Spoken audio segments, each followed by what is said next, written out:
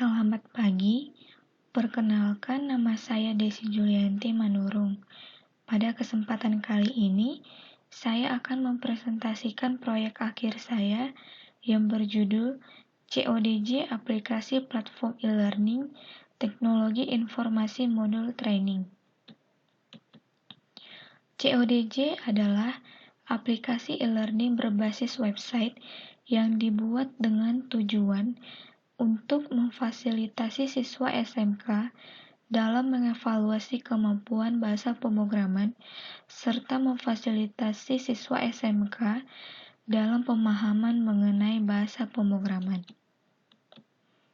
Latar belakang aplikasi CODJ ini berdasarkan hasil wawancara dengan siswa SMK Telkom Bandung dalam belajar bahasa pemrograman, yaitu para siswa kesulitan dalam mengevaluasi kemampuan bahasa pemrograman dan pemahaman bahasa pemrograman, dikarenakan tidak mempunyai bahan pembelajaran yang dapat mengevaluasi kemampuan bahasa pemrograman dan pemahaman bahasa pemrograman.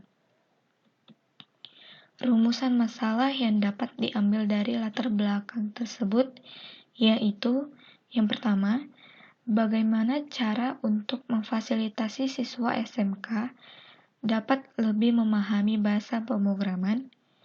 Yang kedua, bagaimana cara siswa dapat mengevaluasi kemampuan bahasa pemrograman dengan mendapatkan feedback secara langsung. Tujuan dari pembuatan aplikasi ini yaitu menyediakan soal-soal latihan pemrograman untuk memfasilitasi siswa mengevaluasi kemampuan siswa dalam belajar bahasa pemrograman. Yang kedua, menyediakan private learning sebagai sarana yang dapat memfasilitasi siswa SMK lebih memahami bahasa pemrograman. Batasan masalah dari aplikasi ini yaitu aplikasi CODJ hanya berbasis website dan aplikasi CODJ ditujukan untuk sekolah menengah kejuruan. Dalam pembuatan aplikasi ini, kami menggunakan metode pengembangan prototype, di mana yang pertama, tahap pengumpulan kebutuhan sesuai kebutuhan user. Yang kedua, membuat prototype, mengevaluasi prototype. Kemudian, apabila pada tahapan evaluasi prototype tidak sesuai dengan kebutuhan user, maka akan kembali ke tahapan pengumpulan kebutuhan user. Tetapi, jika prototype sudah sesuai dengan kebutuhan user, maka akan dilanjutkan ke tahapan pembuatan sistem. Kemudian dilanjutkan pada tahap pengujian sistem.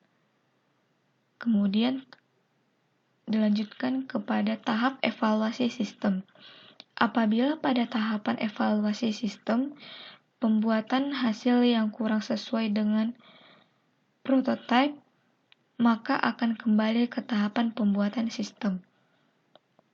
Tetapi jika sudah sesuai dengan aplikasi dapat digunakan. Kemudian ini merupakan proses bisnis ujian pada saat ini, di mana terdapat dua aktor yaitu siswa dan guru. Yang pertama siswa. Siswa mengerjakan soal ujian, kemudian mengumpulkan soal ujian, kemudian menerima jawaban, kemudian guru menerima jawaban, memeriksa jawaban, membuat nilai, kemudian guru memberikan nilai, kemudian siswa menerima nilai dan selesai. Ini merupakan proses bisnis private learning pada saat ini, di mana terdapat dua aktor yaitu siswa dan administrasi tempat les. Dimulai dari siswa yaitu mengunjungi tempat les, kemudian mendaftarkan diri les private, kemudian memilih mata pelajaran. Setelah itu, administrasi tempat les akan memberikan jadwal les, kemudian siswa membayar kontrak belajar. Proses bisnis ujian pada aplikasi CODJ modul training, yaitu terdapat dua aktor, yaitu siswa dan yang kedua kontributor sebagai pengajar. Yang pertama, siswa memilih menu ujian, memilih topik soal. Apabila siswa memilih topik soal pilihan berganda, maka langsung mengerjakan soal, mensubmit jawaban, dan melihat hasil ataupun nilai.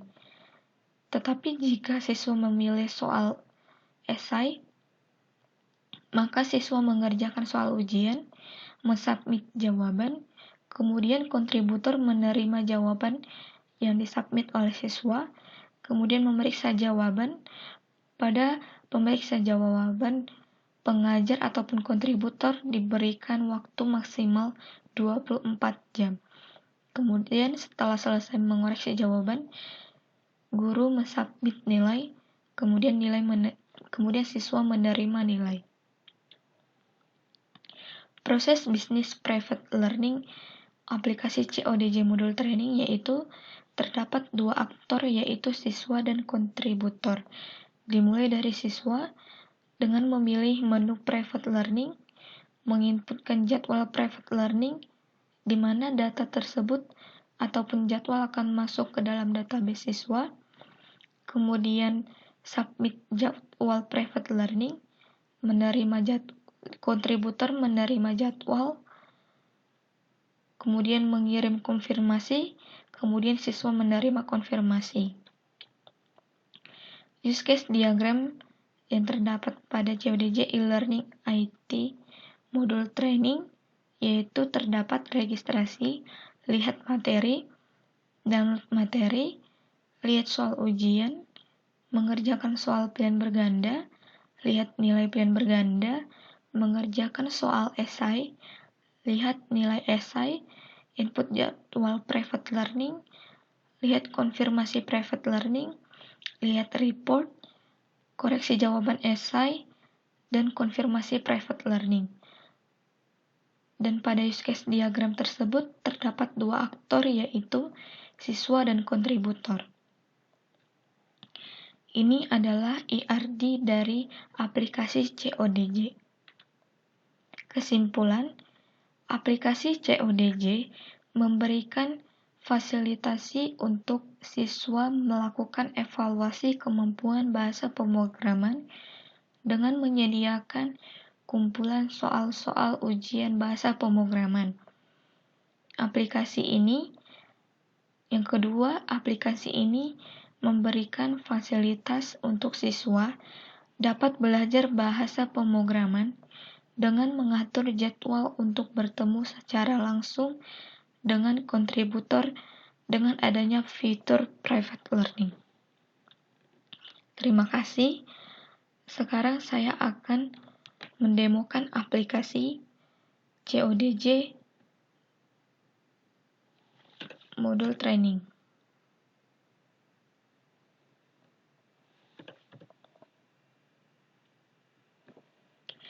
Ini adalah tampilan awal dari aplikasi CODJ. Di sini saya akan contohkan masuk sebagai salah satu siswa.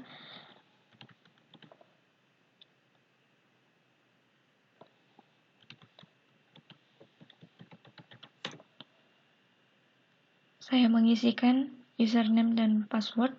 Ini adalah tampilan awal dari tampilan home untuk siswa pada aplikasi.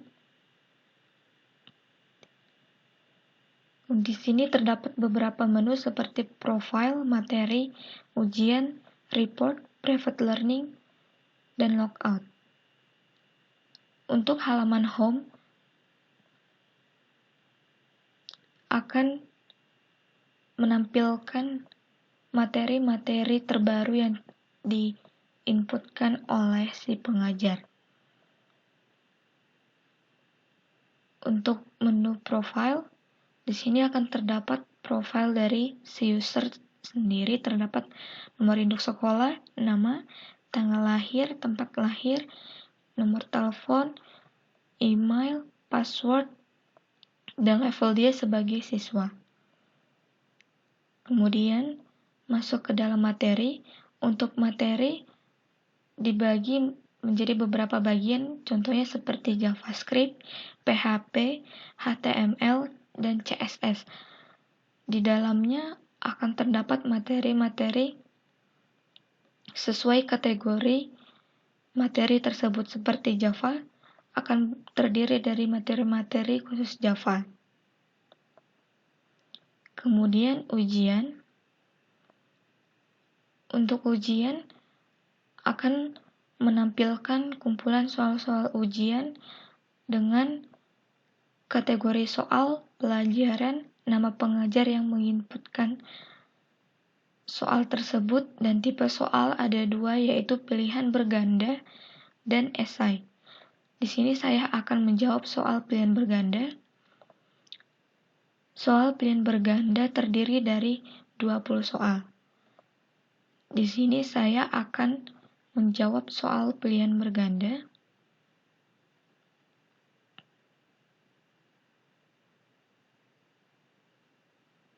Di sini saya akan coba memberikan jawaban soal pilihan berganda.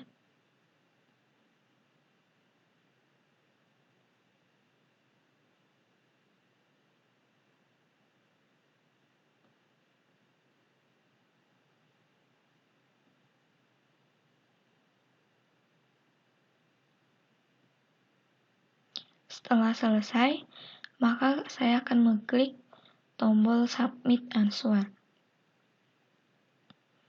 Kemudian akan ada pemberitahuan Anda berhasil mengerjakan soal. Silakan cek nilai pada bagian histori nilai. Kita akan mengklik pada bagian histori. Maka nilai saya akan keluar yaitu 30 dari 100. Di sini juga akan menampilkan kategori soal yaitu dasar-dasar Java, tipe soal pilihan berganda, jumlah soal 20, dan nilai akhir saya 30 dari 100. Di sini juga saya dapat mengklik tombol untuk dapat mengerjakan soal kembali.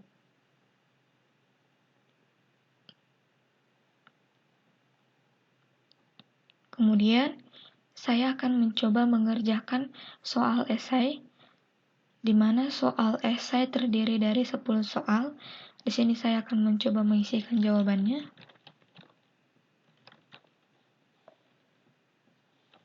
Saya akan mengisikan jawaban yang untuk mengisi ini.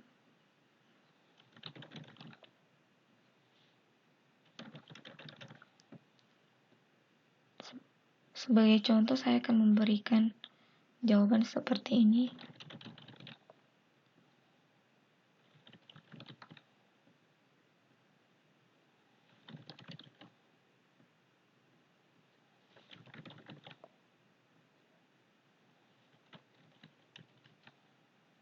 Setelah selesai, saya akan mengklik Submit Answer. Kemudian akan ada pemberitahuan, jawaban berhasil disimpan. Silakan tunggu untuk jawaban dikoreksi pengajar.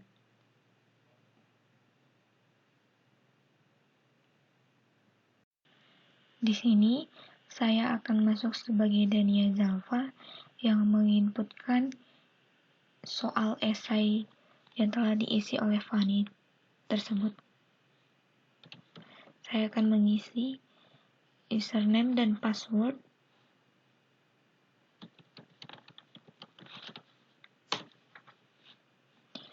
Maka di sini akan tampil satu notifikasi, siswa telah mengerjakan soal esai yang Anda buat, silakan koreksi dan beri nilai. Kemudian sini akan ada muncul dasar PHP atas nama siswa yaitu Fani dengan status belum dikoreksi. Maka saya akan mengoreksi. Jika jawaban benar, maka jawaban akan diberikan tanda checklist, tetapi jika jawaban salah, maka jawaban tidak akan di checklist. Kemudian saya simpan. Di sini saya juga bisa melihat histori saya setelah mengoreksi jawaban dari siswa tersebut. Kemudian keluar, saya akan masuk sebagai Fani yang mengerjakan soal esai tadi.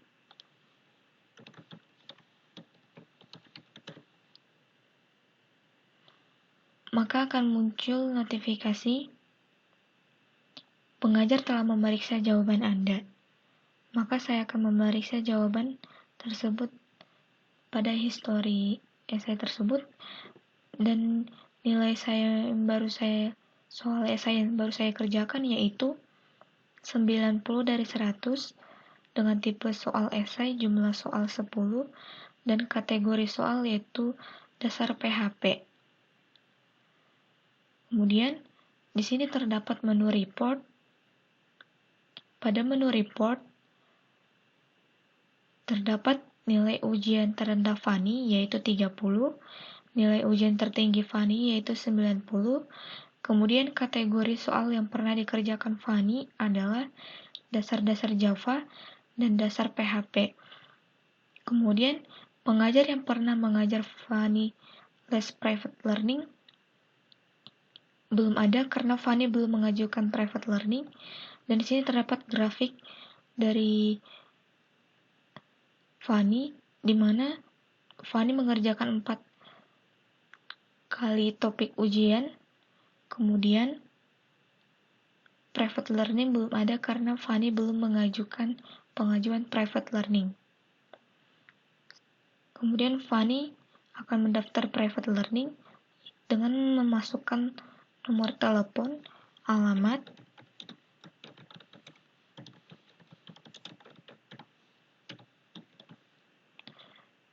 untuk pengajar. Siswa dapat memilih pengajar dengan nama-nama pengajar yang telah satu kota dengan dia, di mana pada saat siswa pertama mendaftar pada aplikasi, siswa akan memilih kota. Maka nama pengajar yang keluar pada pendaftaran private learning ataupun pengajuan private learning adalah nama-nama pengajar yang berada pada kota siswa pada saat mendaftar tersebut. Misalkan siswa pada saat mendaftar berada ataupun memilih kota Bandung, maka pengajar yang keluar yaitu adalah pengajar yang berada di kota Bandung. Salah satunya saya akan memilih Dania Zalfa dengan pelajaran JavaScript. Durasi dalam satuan jam saya akan memilih 2 jam, dan untuk jamnya saya akan memilih jam 12.00, dan untuk tanggalnya saya akan memilih tanggal 10. Kemudian saya memilih ajukan, maka akan ada pemberitahuan sukses, permintaan Anda telah dikirim, silakan tunggu dalam waktu maksimal 24 jam. Maka data private learning saya ataupun Fani akan muncul, yaitu nama siswa Fani, alamat, nama pengajar yang Fani pilih, kemudian pelajaran yang dipilih, durasi dalam 2 jam, dan untuk waktunya tanggal 20 Juli 2020 pukul 12.00. Keterangan belum ada dan status masih menunggu konfirmasi dari pengajar yang dipilih oleh Fani. Saya akan keluar dan saya akan masuk sebagai pengajar yang dipilih oleh Fani, yaitu Dania Zalfa.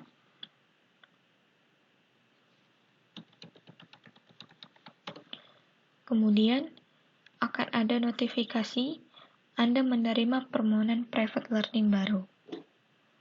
Saya akan membuka ke bagian private learning. Maka akan terdapat nama dan identitas siswa yang mengajukan permohonan private learning. Di sini saya akan memberikan konfirmasi private learning, yaitu dengan memilih status diterima ataupun ditolak. Saya akan memberikan diterima dan saya akan memberikan keterangan ataupun alasan kepada siswa tersebut. Contohnya saya akan mengisi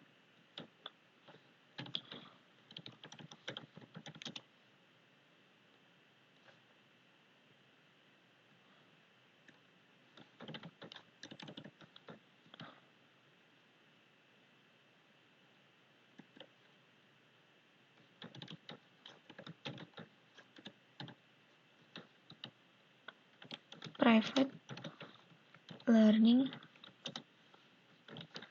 diterima.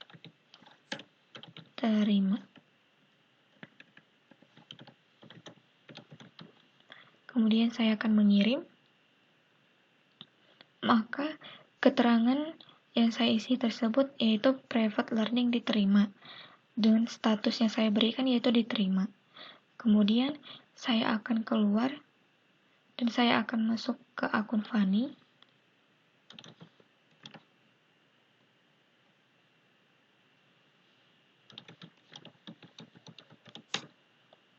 Maka akan muncul notifikasi permohonan private learning Anda diterima. Dan ini karena keterangan yang diberikan oleh si pengajar tersebut. Kemudian saya dapat melihat data private learning yaitu atas nama Fani, alamat, nama pengajar yaitu Dania Zalfa, pelajaran durasi 2 jam dan waktu, serta keterangan yang diberikan oleh pengajar dan status di sini yaitu diterima. Maka pelaksanaan private learning tersebut akan dilaksanakan sesuai dengan waktu yang telah ditetapkan. Demikianlah presentasi saya. Atas perhatiannya, saya ucapkan terima kasih.